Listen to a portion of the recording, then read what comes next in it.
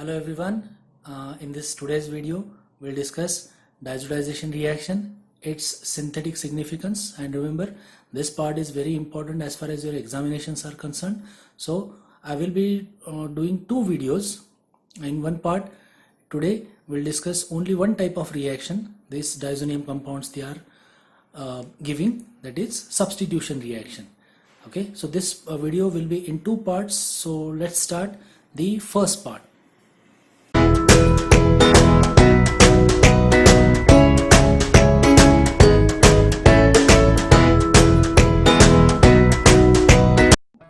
Diazotization reaction is reaction of primary aromatic amines with nitrous acid HNO2. Now this nitrous acid is not available. We have to prepare it during the reaction, and it is prepared by reacting sodium nitrite with HCl. This is the better method, or it is usually prepared by this method. This reacts with, and this generates nitrous acid, and this nitrous acid reacts with primary aromatic amine to give diazonium salt. Now what does diazonium salt means? This di is for 2 and azo means for nitrogen. So diazonium means two nitrogens, they are attached to each other, triple bonded, and as it is an aromatic, so one of them is attached to aromatic ring and it will carry a positive charge. As it is a salt, so we have a chloride salt here, for example. Okay, so this is how diazonium salt is prepared. We'll take an example. Aniline, when reacts with HNO2, now aniline is a primary aromatic amine, it reacts with HNO2 in ice cold condition, 0 to 5 degrees Celsius. It has to be ice cold condition, otherwise you will not get product. So in the ice cold condition, this reacts and forms N triple bond N with positive charge on this nitrogen and Cl minus, as we are using NaNO2 plus HCl to carry out this reaction. This is called as benzene diazonium salt or benzene diazonium chloride. Same reaction we can carry out with primary aromatic amines RNH2, where this R group can be any alkyl groups. It reacts with HNO2 in ice cold condition. It also gives this diazonium salt, but in case of aliphatic amines, this diazonium salt is not stable.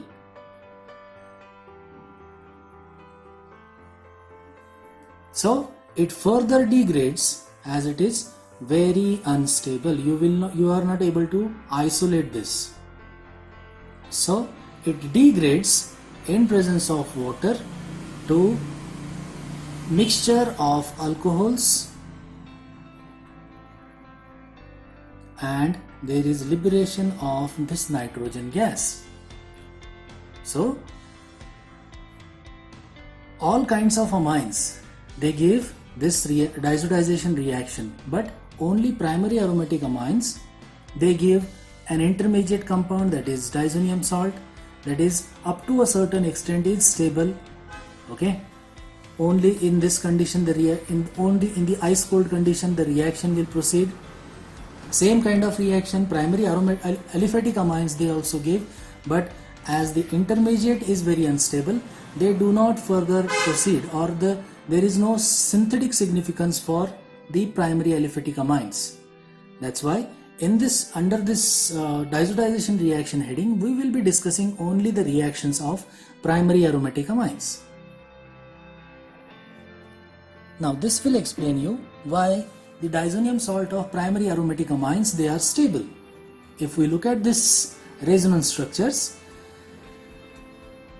The positive charge on this nitrogen is resonance stabilized within the benzene ring, by donation or transfer of electrons from pi bond, the neighboring pi bond, which will give positive charge on the ortho position of the benzene ring, which further transfers to para position and further transfers to the second ortho position. So this is how the primary aromatic amines, the diazonium group or the diazonium salt, is stable. The reason is it is resonance stabilized. The charge present on nitrogen is resonance stabilized. Now, what is the preparation method, as we are using this particular diazotization reaction for various synthetic purposes? So let's understand in short how this diazotization reaction is carried out in our laboratory. So first we have to prepare a mixture of sodium nitrite in water, and to this add mineral acid, that is hydrochloric acid. Now this gives NaCl plus HNO2, that is our nitrous acid. This nitrous acid will react with acidified primary aromatic amine. Okay, so we have to add small amount of acid to this primary aromatic amines also. Now this will give you NH3Cl minus, and this NH3Cl, it reacts with HNO2 to give diazonium salt.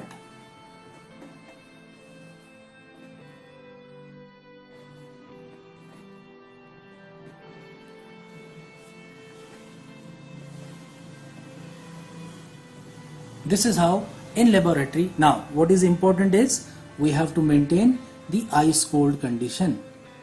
Unless and until we reduce the temperature, or the reaction temperature is unless and until it is ice cold, that is between 0 to 5 degrees Celsius, this reaction does not occur. So the the important point which we have to take into consideration while performing this experiment, performing this reaction in our laboratory, is we have to maintain ice cold condition. Now this particular reaction is used as a qualitative test for various aromatic amines as well as some phenols. Okay, so you must have done this particular reaction during the qualitative analysis in the last semester, but you don't know that this is a diazotization reaction. Now you know it. These diazonium compounds, they give various types of reaction. First is replacement reaction, where this diazonium group is replaced by other group. Now remember, this particular type of replacement reaction, or even this is called as a substitution reaction, is an example of nucleophilic substitution reaction, and it follows the mechanism of SN1. Okay, now let's see an example. This diazonium salt or diazonium group, if it is reacted with, or first it slowly decomposes and liberates nitrogen gas. Now that leads, or that gives positive charge on this benzene ring. Okay, so this is, we can call this as phenyl cation. Now this phenyl cation is further attacked by nucleophilic group such as hydroxyl, halogen, all halogens. Okay, chlorides, Cl minus, Br minus, okay, fluorine minus, iodine minus, all these groups, even cyanide minus, all these groups will attack this phenyl cation to give substituted product. That's why I said it is a type of, or the mechanism follows SN1 mechanism. Okay, so this phenyl cation, if it is attacked by, now we have to, this is a type of reaction, or this particular reaction is called as Sandmeyer reaction, where we are using or substituting this diazonium group with halogen. Now in this case I am talking about two halogens, chlorides and bromides. Okay, so cuprous chloride, CuCl2, in presence of HCl, it gives chlorobenzene. Similarly, cuprous bromide, in presence of HBr, it gives bromobenzene. And in this case, if we use methanol, it gives OCH3. This is anisole. Okay, now this third type is not a Sandmeyer reaction. This is just an example. These two, they are coming under Sandmeyer reaction, where diazonium group is replaced by halogen by using cuprous halide with corresponding acid, mineral acid. That is Sandmeyer reaction. Okay. The diazonium group can also be replaced by halogens by a different, you can say, reactant, that is called as Gattermann reaction.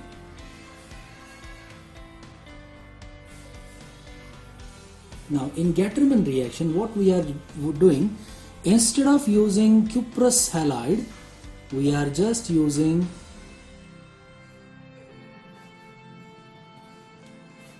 copper, finely powdered copper metal in presence of mineral acid.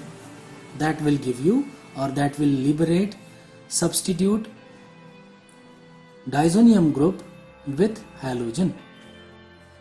Similar reaction we can perform for copper using HBr. This will give you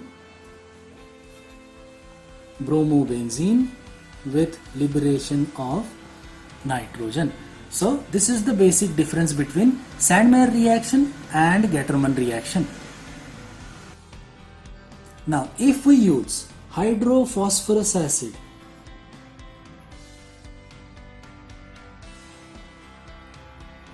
then what will happen? Okay, let's find out. Hydrophosphorus acid, H3PO2, in presence of water. Now this replaces diazonium group with hydrogen, and you will get benzene as a product. In this case, this diazonium group is replaced by hydrogen or a proton, okay, with formation of H3PO3 plus HCl. This is how we can replace or substitute diazonium group with hydrogen. This is unique, we have to remember this. This is hydrophosphorus acid.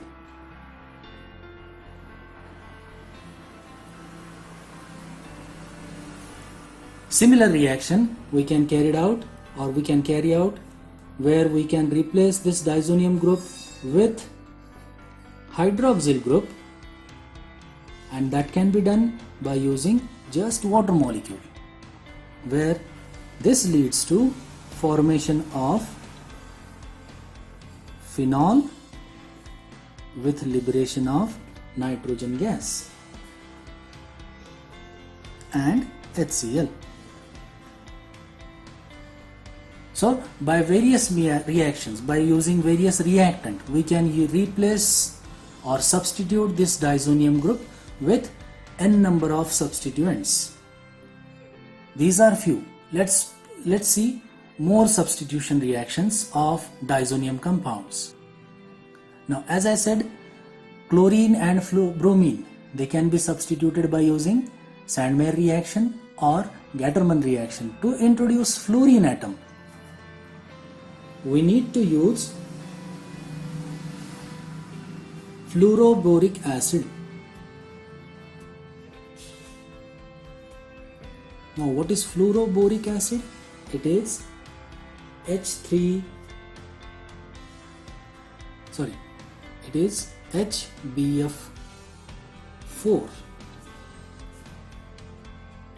It is HBF4.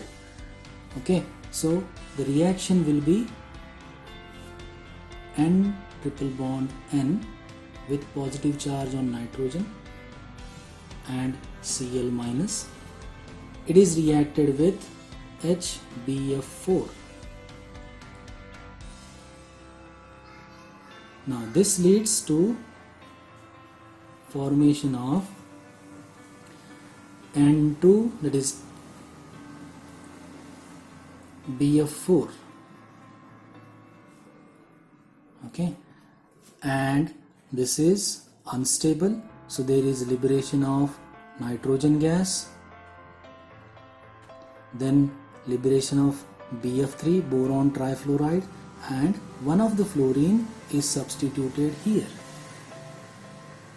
Okay, now here there is loss of HCl. Okay, so this will have positive charge, this BF4 has negative charge. So this is how we can substitute diazonium group with fluorine by fluoroboric acid. Similar way, iodine can be replaced or substituted at the diazonium group by reacting with potassium iodide. Okay, now just we have to heat this. Okay, and there is introduction of iodine, iodobenzene, with liberation of nitrogen plus KCl.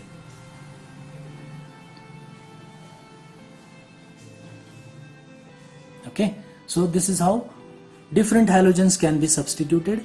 Chlorine, bromine by Sandmeyer and Gattermann reaction. For substitution, for introduction of fluorine, we have to use fluoroboric acid, and for introduction of iodine, we have to use potassium iodide. Cyano group can also be introduced in benzene ring. It will also substitute the diazonium group. Now for that purpose, we have to use copper cyanide or potassium cyanide for this reaction. And remember, this cyano group, its substitution is very important for synthesis of various carboxylic acids. Let's see how. First, we'll see how it replaces. Now this is like other compounds, other reactions, copper cyanide, and this replaces simple reaction with liberation of N2. Now, this particular substitution of cyano group will lead to a different way or different synthetic approach. For example, the question can be, how will you prepare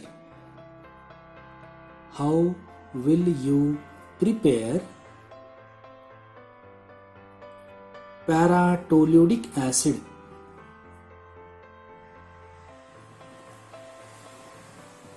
from toluene?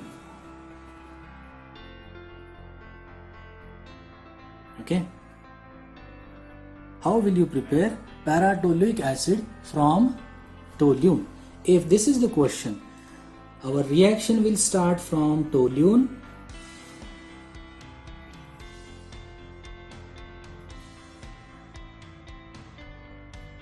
Now, remember all the steps sequentially. This can be asked, these kind of questions can be asked as find out A, B, C, D. Okay, they will ask to find you out what are the products, or they will ask you to find out what are the reactants for this particular reaction. It's a complete sequence of reactions. Okay, so first toluene will undergo nitration HNO3 H2SO4. This methyl group is ortho-para directing group. So the nitro group will be introduced either at ortho position or at para position. Now what is asked? We have to synthesize para-toluic acid. So we will just take into consideration the para substituted compound, that is NO2. Okay, now this nitro group is further reduced because we don't want nitro, we want amine. So if we carry out reduction, this nitro group can be converted into an amine. So this becomes a primary aromatic amine, followed by, now we have to carry out the diazotization, NaNO2 plus HCl 0 to 5 degrees Celsius, ice cold condition. This will lead to formation of diazonium salt, N triple bond N, Cl minus, nitrogen plus, CH3. Okay, now followed by, now we have to substitute this with cyano group, copper cyanide. This will give you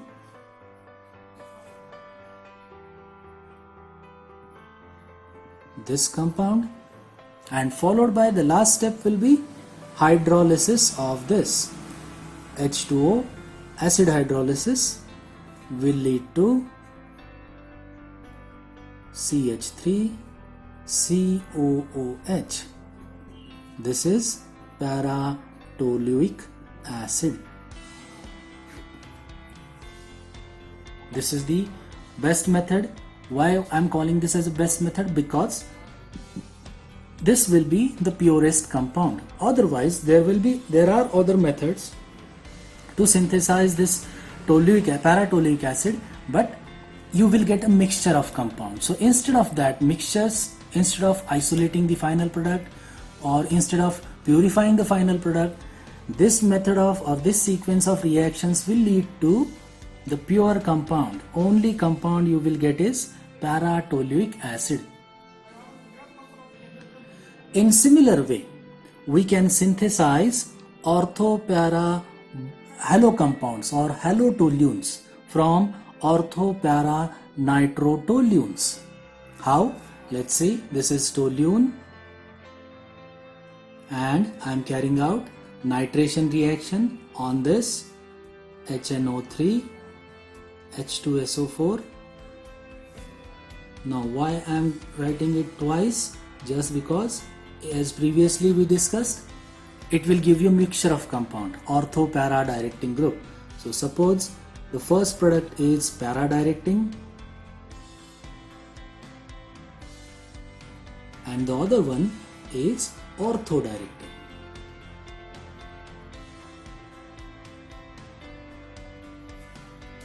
Now what will be the further sequence of event? In this case we are synthesizing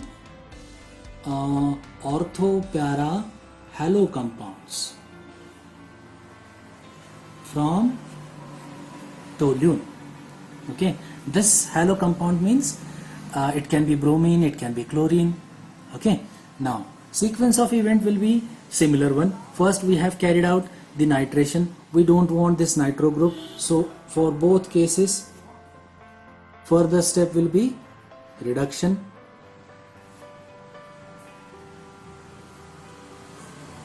Okay, now this will give you NH2 at para position and this will give you NH2 amine, primary amine at ortho position. Okay, now after that we have to carry out diazotization, NaNO2 HCl.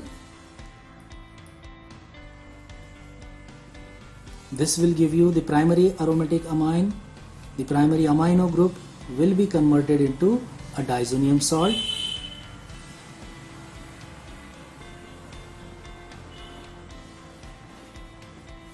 Here this diazonium group will be present at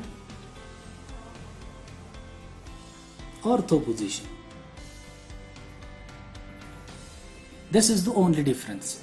Finally, we replace these diazo compounds or these diazo groups with copper bromide or cuprous bromide. Okay, now this leads to the final compound will be, in this case, CH3Br, and in this case it will be, the halogen will be, or the bromine will be at para position.